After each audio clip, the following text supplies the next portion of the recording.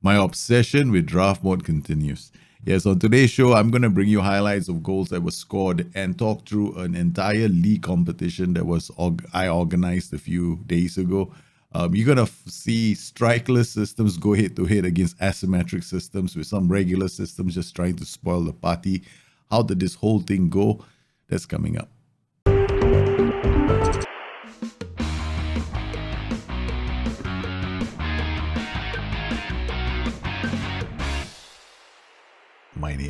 My name is Daljit. Welcome to the show.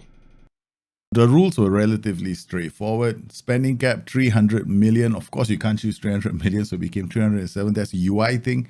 And the players that you could sign had to come from North America, South America, and Central America. BK Eaton went in with a pretty interesting team that featured Paulo Dybala and Irving Lozano as his top picks. Chico made a big name signing in Roberto Firmino, which isn't that much of a surprise since the budget was 300 million. Now, Benny was interesting because Benny opted to go with a 17-man squad. Now, this can be a bit of a disadvantage if you're playing a league competition, so I was pretty surprised that his squad was so thin. He had a few interesting players, but with leading the line, Gabriel Jesus, who comes deep to get the ball as a lone striker, that could be interesting if you're wanting to create a 4-3-3, but it does limit you if that's your only main striker in your squad. Jovan is quickly earning a reputation as the man to beat on our Discord channel, and he swooped in for Lautaro Martinez and Neymar, two players who did not disappoint in the league competition. Since this was a league competition, I opted for depth. Chico, BK Eaton, and Jovan would come into this competition with some unorthodox systems, which Benny was quick to find out.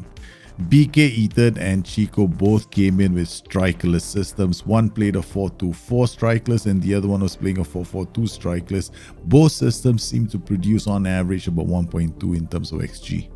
When two strikerless systems go toe-to-toe, it's always interesting to see how they do. Now, in this particular game, it was interesting to see how the 4-2-4 would drop back in transition, frequently leaving themselves short on numbers defending. You could easily see 4 of their players staying back. This allowed Chico's team to go score 2 goals during this match. Our second match on match day 1 featured Jovan and Benny. Benny set up in a 4-3-3. Jovan, an interesting asymmetric system that clearly looked like it was trying to create goal scoring opportunities for Neymar. The asymmetric system did really well in creating numbers down the right, allowing space to open up down the left for Neymar to exploit. In fact, Neymar in this competition would go on to score quite a few goals, topping the charts as the league's top scorer. You might be wondering that Jovan's tactic uses maximum intensity pressing, which is why he's doing so well. Actually, he doesn't use again pressing. Benny's biggest issue was his lack of depth, especially in front, because his strikers just didn't have the quality to bury their chances. Jovan's asymmetric system did its job defensively against Benny's 4-3-3. Whenever Benny's team had possession and tried to work the ball down the flanks, his wingers would quickly run out of options as Jovan's defense swarmed back into position. Passing lane options for Benny would evaporate, leaving him open to the counter. Jovan's set pieces were also well constructed and a good source of goals. Benny's system wasn't a bad one, he just didn't have the quality up front to take advantage of all the chances his team was creating. In the end, Jovan was able to create higher quality chances and convert them with his twin terrors Martinez and Neymar. Day 2 will continue to see Jovan hammering home the goals with an 8-goal bonanza against BK Eaton, while I had a very humble 1-0 win over Benny using my asymmetric system. My system was a simple defensive tiki-taka system that had to go head-to-head against Benny's 4-3-3. I found Benny's system a lot more harder to break down and I had to be very patient. In fact, towards the end, I was actually lowering my tempo and trying to be a lot more patient in unlocking Benny's side.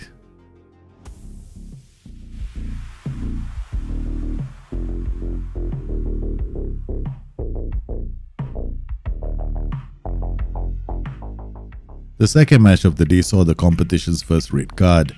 And even though he was a man down, BK Eaton's strikeless system was always a threat on the counter, which Jovan's attacking asymmetric system quickly found out. Short corner routines were the flavor of the competition. Both asymmetric systems in the competition were using them and both had good routines.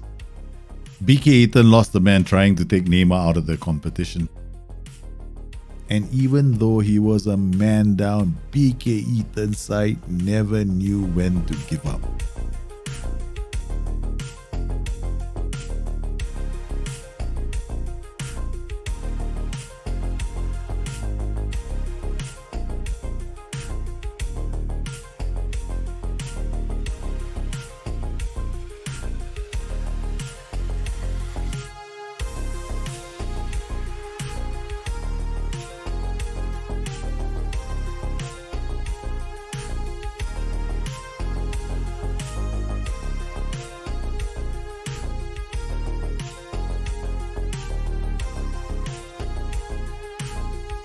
This was a relatively open game, and even though BK Eaton's side was a man down, as you can tell from the XG, his side definitely played a lot better towards the start of the second half. The theme for match day 3 was definitely set piece goals, as Busthenet's win was largely down to a solid defensive performance and, yes, taking full advantage of set pieces.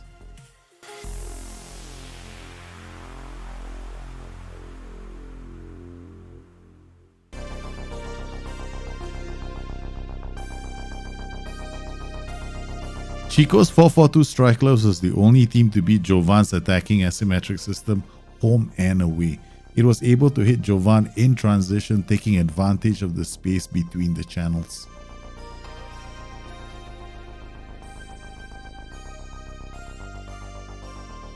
Chico's strikeless 4-4-2 system was definitely a good, strong defensive option against Jovan's free scoring attacking asymmetric system.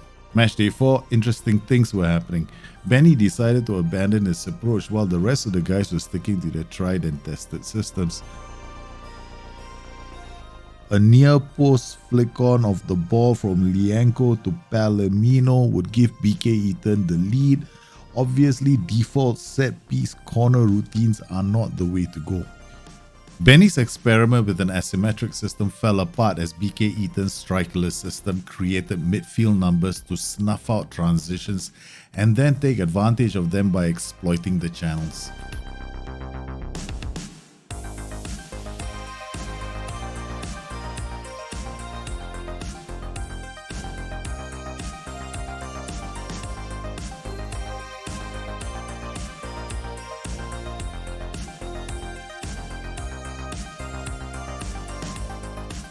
By and large, BK Eaton dominated this game.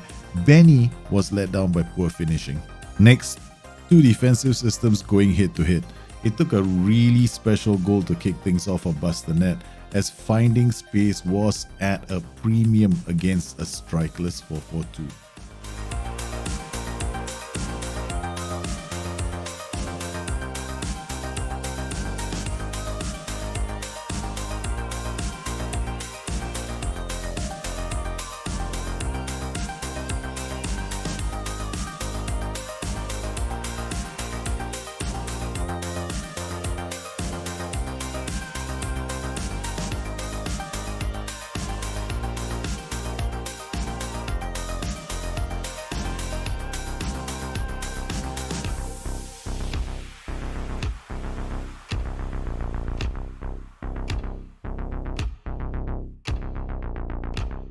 His second goal had Chico screaming bug, bug, bug. And it wasn't long before Chico responded with his own set piece routine.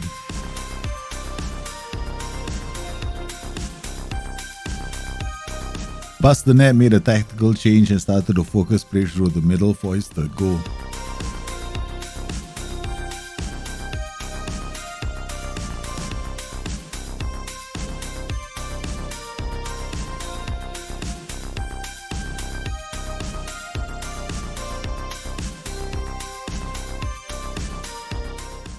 BK Eaton's strikeless system found it hard to find space between the lines and even behind Busthenet's defensive lines to find goal scoring chances.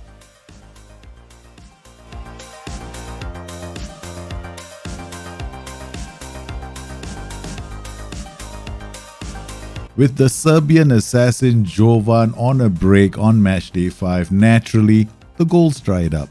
Chico's strikeless 4-4-2 now had to travel to Benny, who was trying to recover from a poor start to the competition. Can you spot Benny using an inverted wingback in his system?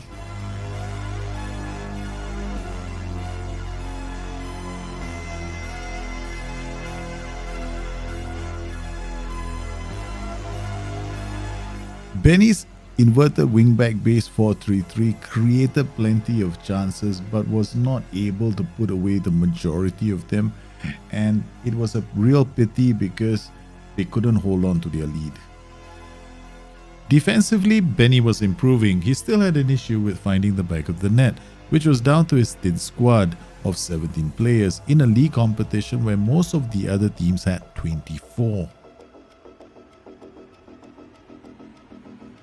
Benny's main striker was Gabriel Jesus, who has that trait comes deep to get the ball, which is a tendency, but it still requires him to have players in wider areas who can take advantage of his movement. The cards for match day 5, the top of the table clash between Bustthenet and Jovan. This was a match that displayed the lack of quality in Busthenet's strike force. Even though they were able to create a host of chances, they couldn't get the win they wanted against the opposition.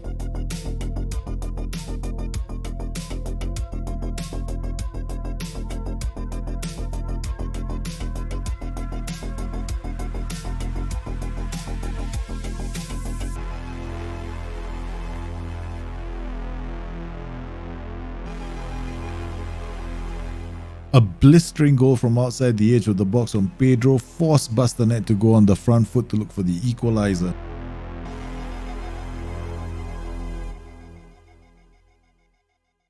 And as they pushed up higher, their keeper kept them in the game.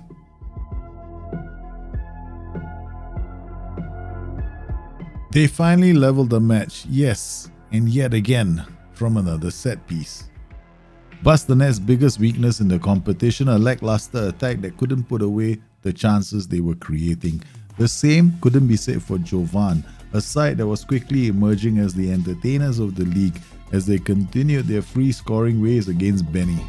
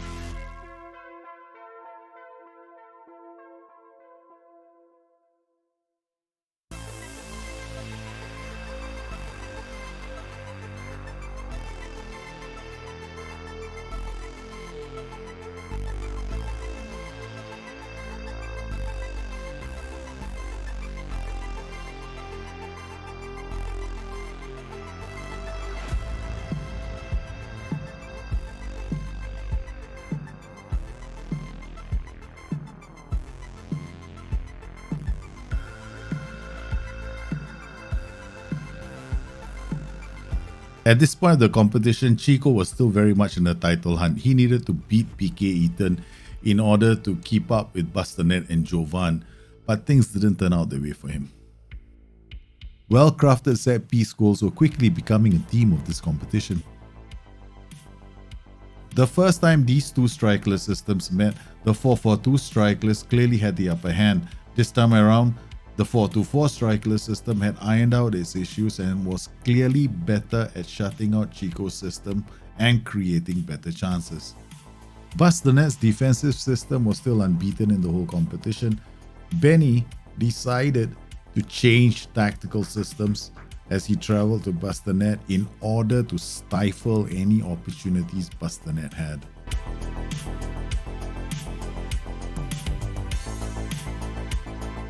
Benny got off to a great start from a set piece when Busthenet's team made a mistake with their set piece by putting one of their defenders in the wall and not having him mark one of Benny's strikers.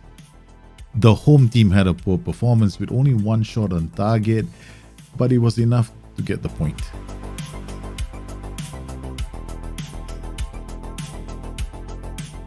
By this stage of the competition, BK Ethan had been bitten by the asymmetric bug. However, it was not enough to prevent Jovan from collecting another win.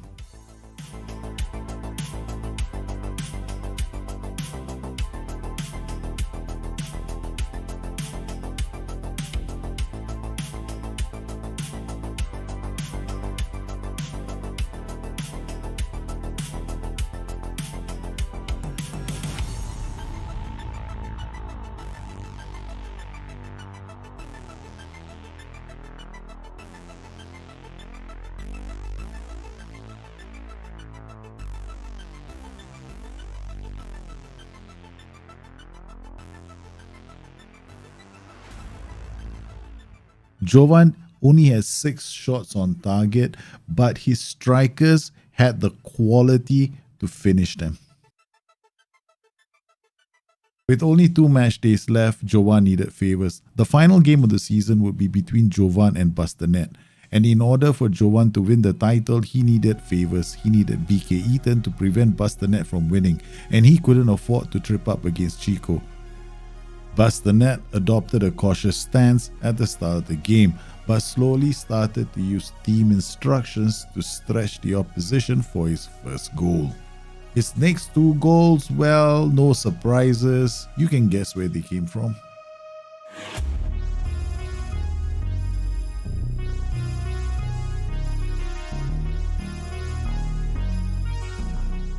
This was a fairly tight game and could have had a different result if BK Ethan had better finishes. The last time these 2 sides met, Chico's strikerless system denied Jovan the win. He repeated the feat again.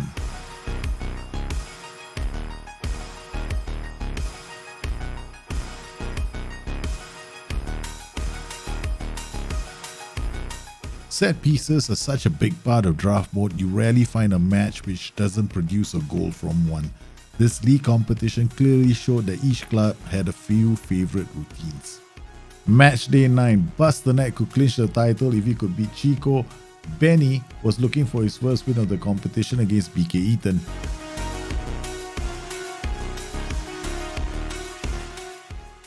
BK Ethan's asymmetric system did enough to pick up all 3 points against Benny.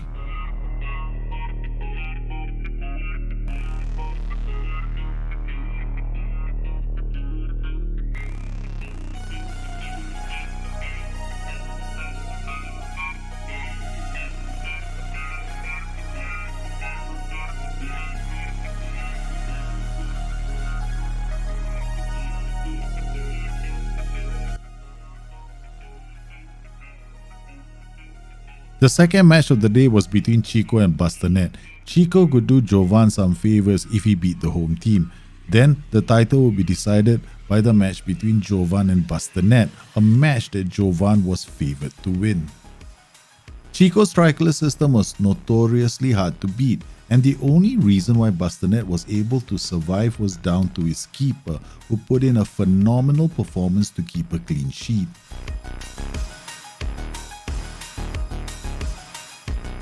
Chico would have probably won the match had he converted this penalty. In a game of few clear-cut chances for Bustthenet, he FM'd Chico's strikerless system with yet another set-piece goal. In a cruel twist, that free kick allowed Bustthenet to win the title, thoroughly undeserved, especially when you think that the player who fired in that free kick only had 8 for long shots. For the last round of matches, Chico was fighting for honours, Benny was fighting for pride, and Jovan was fighting for the rest of the community to prevent Bustthenet from winning the league title undefeated. And he did just that. Chico stayed true to his strikerless system for his match against Benny, who was trying out something new. Unfortunately, I can only show you 2 goals from this game as there was an issue with the recording for the other goals.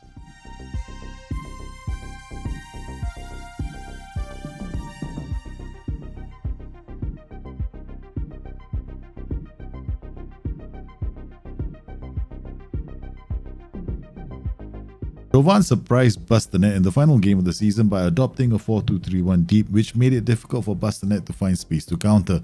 The lazy manager only realized much later that the tactics his opposition were using had been changed. By then, it was too late to do anything. Jovan won that match and the respect of the opposition with his brand of football. Bustthenet still has a lot to do.